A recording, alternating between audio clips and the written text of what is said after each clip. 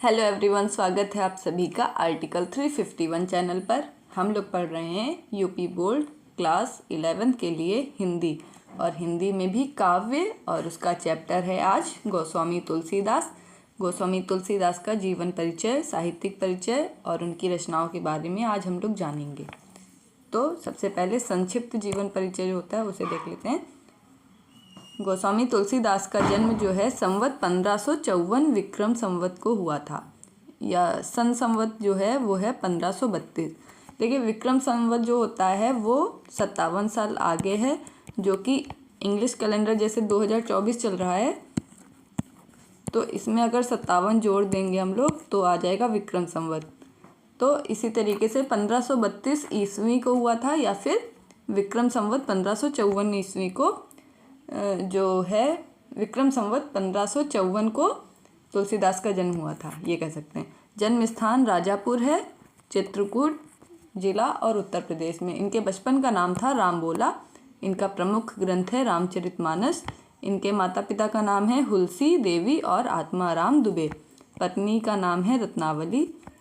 इनके जो गुरु थे वो थे बाबा नरहरि दास, और इन्होंने ही, जो नरहरि दास थे, इन्होंने ही इनको वेद वेदांग वगैरह की शिक्षा दी थी। ये राम भक्त थे, और इनकी उपलब्धि है कि इनको लोकमानस कवि कहा जाता है। इनकी मृत्यु संवत 1680 विक्रम में हुई है, या फिर 1623 ईस्वी में हुई है। साहित्य में योगदान, हिंदी साहित्य में कविता की सर्वतोन्मुखी उन्नति इन्होंने की। फिर अब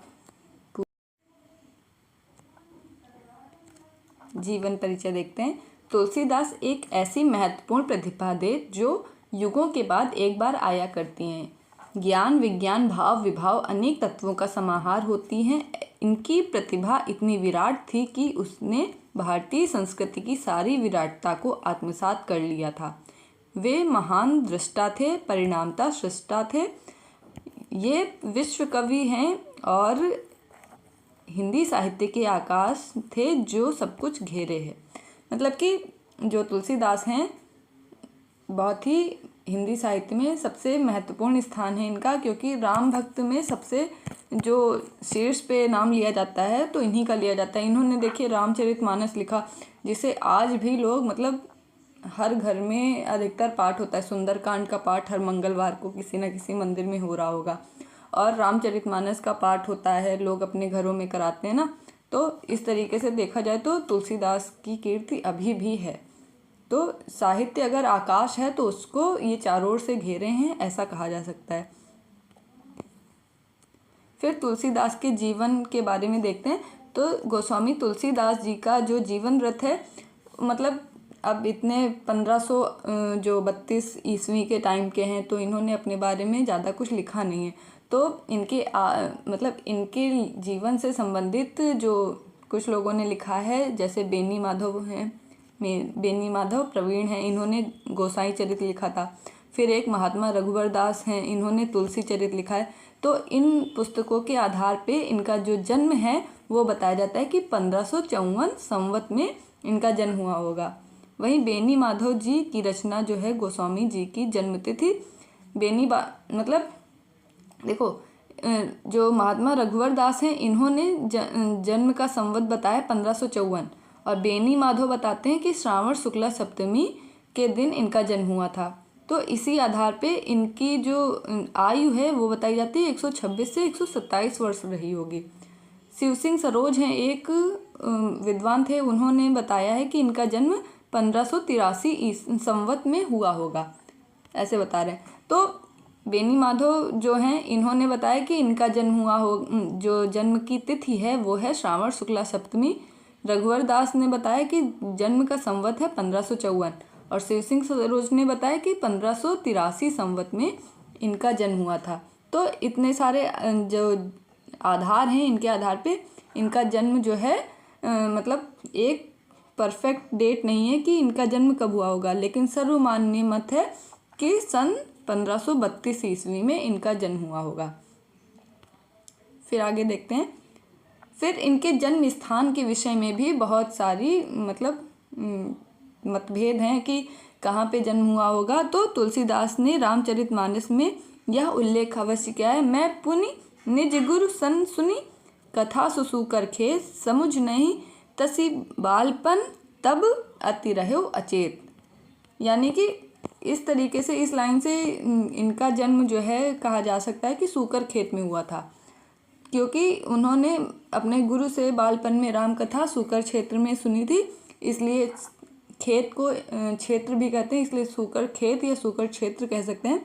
तो तुलसी, अब यहाँ से देखिए इंपॉर्टेंट है, तुलसीदास का जन्म 1554 विक्रम को चित्रकूट जिले के अंतर्गत राजापुर मानना जो है तर्कसंगत है। तो यहाँ से ये लाइन इंपॉर्टेंट हो जाती है कि तुलसीदास का जन्म जो है संवत 1554 विक्रम को चित्रकूट के राजापुर गांव में हुआ होगा। इनके पिता का नाम आत्माराम दुबे था और माता जो हैं उनका नाम है हुलसी देवी। और बचपन का नाम, जो तुलसीदास के बचपन का नाम था वो तुलाराम था या फिर राम बोला था, क्योंकि कहा जाता है कि जैसे ही ये पैदा हुए थे उन्होंने राम नाम जो था इनके मुंह से निकला था। इनके जन्म के विषय में एक दोहा है, 1554 विषय कालिंदी के तीर, श्रावण शुक्ला सप्तमी तुलसी धरियो शरीर। इनका जब जन्म हुआ तो ये 5 वर्ष के बालक के समान लग रहे थे, इनके मुंह में सारे दांत भी थे और जन्मते ही इन्होंने राम का नाम लिया था, इसलिए इनका नाम हो गया राम बोला। आश्चर्यचकित होकर इन्हें राक्षस समझकर माता पिता द्वारा इनका त्याग कर दिया गया था।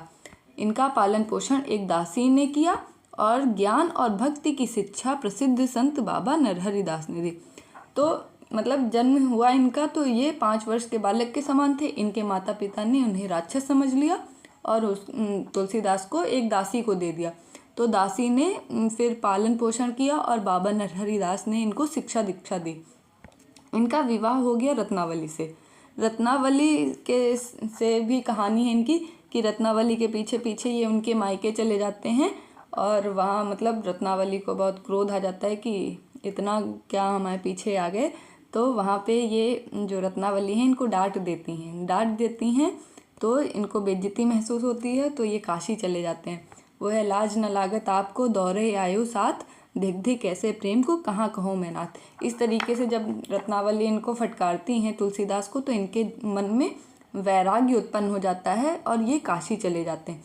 फिर वहाँ पे वेदांत की वगैरह की शिक्षा लेते हैं और एकदम भक्त बन जाते हैं और राम का ही नाम जपने लगते हैं। फिर इनकी मृत्यु जो है संवत 1680 श्रावण कृष्णा पक्ष की तृतीया शनिवार को 80 घाट के पास में हो गई थी। तो इनका मृत्यु के समय का दोहा है, संवत 1680 80 गंग के तीर, श्रावण कृष्णा तीज शनि, तुलसी तज्यो शरीर। तो तज्यो मतलब कि त्याग दिया तुलसीदास ने शरीर 1680 संवत में। ये राम के भक्त थे, इनकी भक्ति दास्य भाव की थी। संवत 1631 में इन्होंने अपने प्रसिद्ध ग्रंथ रामचरितमानस की रचना आरंभ की। इनके इस ग्रंथ में विस्तार के साथ राम के चरित्र का वर्णन है। तो राम के पूरे चरित्र का वर्णन है रामचरितमानस में।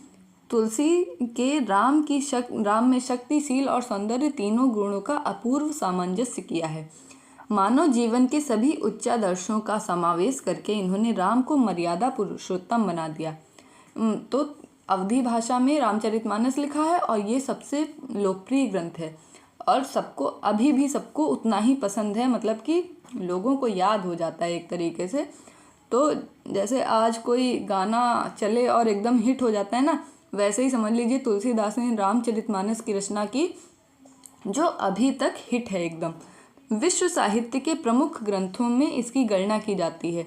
फिर रामचरितमानस के अलावा जो तुलसीदास के और ग्रंथ हैं जैसे कि जानकी मंगल, पार्वती मंगल, रामलला नहछु, रामाज्ञा प्रश्न, बरवे रामायण, वैराग्य संदीपनी, कृष्ण गीतावली, दोहावली, कवितावली, गीतावली, विनय पत्रिका। इनकी रचनाओं में भारतीय सभ्यता और संस्कृति का पूर्ण चित्रण देखने को मिलता है। इनकी रचनाओं में दोहा, चौपाई, कवित्त, सवैया आदि छंद जो हैं दिखाई देते हैं। तो दोहा, चौपाई, कवित्त, सवैया ये सारी शैलियाँ और छंद दिखाई देते हैं। दोहावली में दोहा पद्धति, रामचरितमानस में दोहा और चौपाई पद्धति है, जबकि विनय पत्रिका गीत पद्धति पे है और कवितावली कवित्त सवैया पद्धति पे लिखी है इन्होंने। जो इनकी सर्वतोमुखी प्रतिभा और काव्य शास्त्र में इनकी गहन अंतर्दृष्टि की परिचायक है। इनके काव्य में भाव पक्ष के साथ कला पक्ष की भी पूर्णता है। उसमें सभी रसों का आनंद प्राप्त होता है। स्वाभाविक रूप से सभी प्रकार के अलंकारों का प्रयोग करके तुलसी ने अपनी रचनाओं को प्रभावोत्पादक बना दिया है। इनकी ब्रज भाषा तथा अवधी भाषा पर समान अधिकार था। कवितावली, गीतावली, विनय पत्रिका आदि रचनाएं ब्रज भाषा में हैं। रामचरितमानस अवधी में है। अवधी को साहित्यिक रूप प्रदान करने के लिए इन्होंने संस्कृत शब्द का भी प्रयोग किया है, पर इससे कहीं भी दुरूहता नहीं आने दी है। काव्य के उद्देश्य के संबंध में तुलसी का दृष्टिकोण सर्वथा सामाजिक था। इनके मत में वही कीर्ति, कविता और संपत्ति उत्तम है जो गंगा के समान सबका हित करने वाली हो।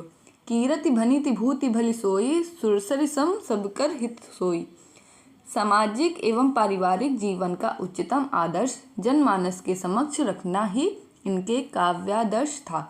जीवन के मार्मिक स्थलों को जो इनको अद्भुत पहचान थी।